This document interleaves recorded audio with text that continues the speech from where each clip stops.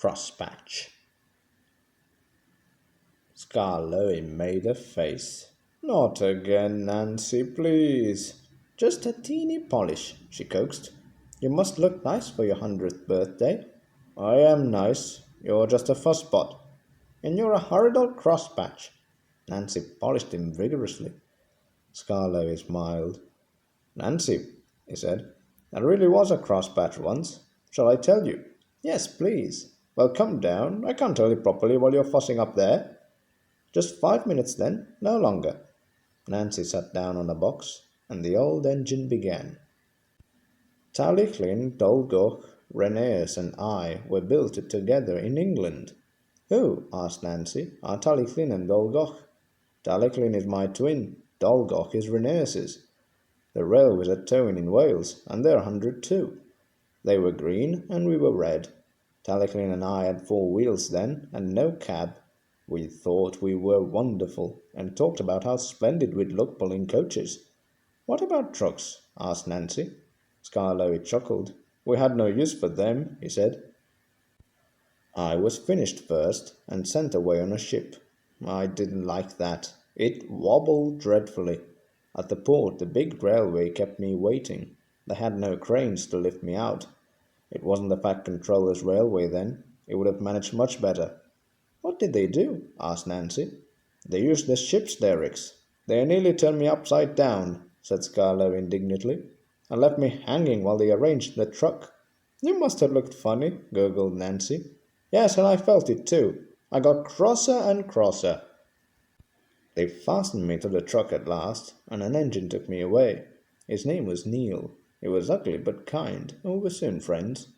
So you're bound for the wee railway, he said. You must put some order into those trucks. The havers they make you'd hardly believe. I didn't like the sound of that, but I was too tired to say anything. Plenty of people were waiting when we got there, but they weren't used to engines, and it was dark before I was on my rails. Then they left me, lonely and unhappy, and wishing Reneus would come. Trucks were everywhere next morning. Suddenly, with a rattle and a roar, a train of loaded ones came in. I was surprised. There's no engine, I said. A workman laughed. They've come down by gravity, he said.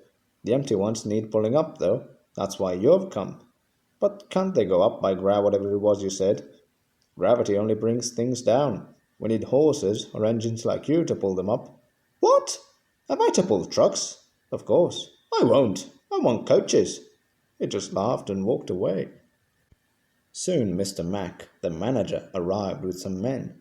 I showed them my parts from a book. We're going to steam you, Skarloey, he said. Can I pull coaches, sir? No, certainly not. I gave them such a look. They didn't understand engines, so it was easy. My fire wouldn't burn, and I made no steam. I just blew smoke at them. They called me bad names, but I didn't care. Next day they tried again, and the next, and the next. I just gave them my look, and wouldn't do a thing. At last, the manager said, Very well, be a crosspatch, or we're not going to look at your sulky face all day. We'll cover you up and leave you till you're a better engine. They did too, chuckled Skarloey. They fetched a big tarpaulin and covered me right up. I didn't like that at all. I think it served you right, said Nancy severely. Never mind her, Skarloey. Please tell us what happened next. Nancy turned in surprise. A group of people had quietly come up to listen while Skarloey was telling her his story.